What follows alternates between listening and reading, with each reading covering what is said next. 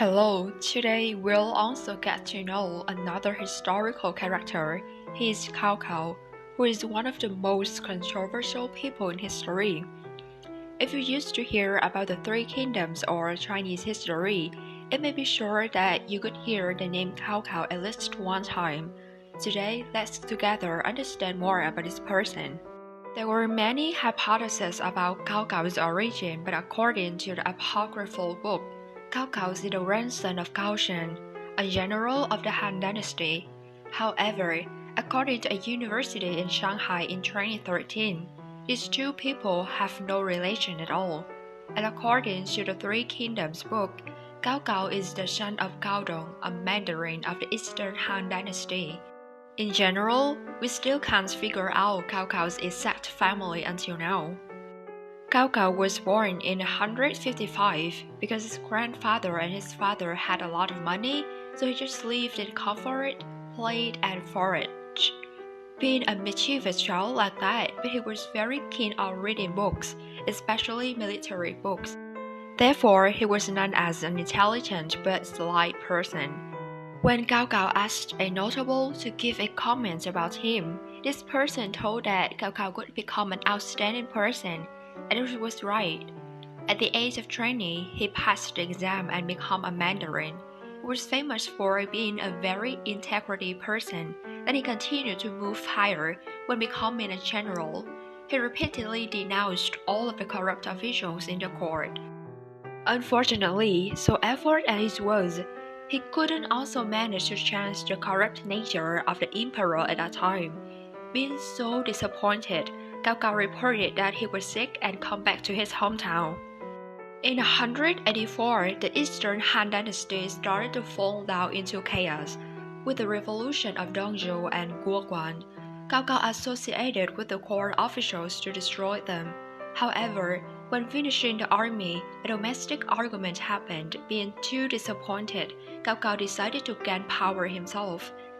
After 12 years in the battles, he was finally successful.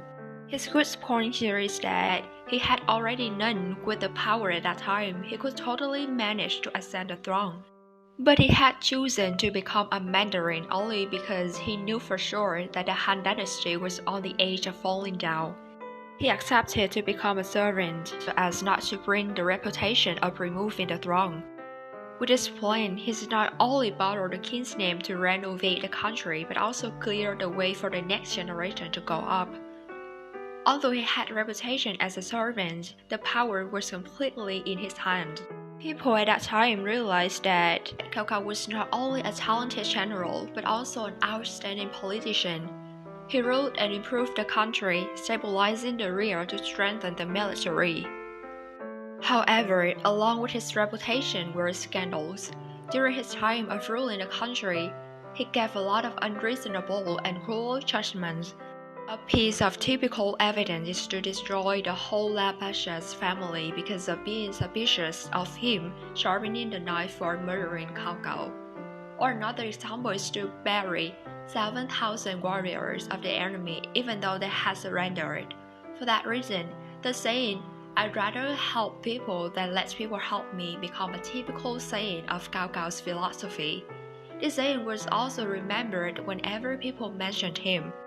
Cao Cao was not only famous for operating troops fastly, but also famous for many fraud and smart strategies. A typical example of that was the final fight of destroying the rebel army in the Han Dynasty. Cao Cao just stole only 40,000 warriors but won 120,000 warriors of the army. After successfully reclaiming the Eastern Han territory, he let the king be a figurehead, and he brought troops to expand the territory himself. At the beginning, it was quite successful. However, when it came to the fight with Liu Bei, he lost the battle. From that time, he nearly stopped his plan in invading. In 216, Cao Cao intimidated the emperor of the Han Dynasty and forced the king to crown him King of Wei, then cut the land of the Han and changed it to the name of the Wei, making his son the crown prince. In 220, Cao Cao passed away at the age of 66. His son ascended the throne and created the Wei dynasty in the north of China.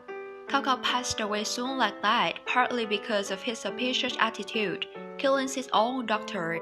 This suspicious attitude saved his life many times, but finally, this suspicious attitude itself also made him totally fall into depression. Under the pain of many writers, Cao Cao appeared as an insidious person. But when looking at the history positively, we'll see that the time makes heroes. So let people have their own comments.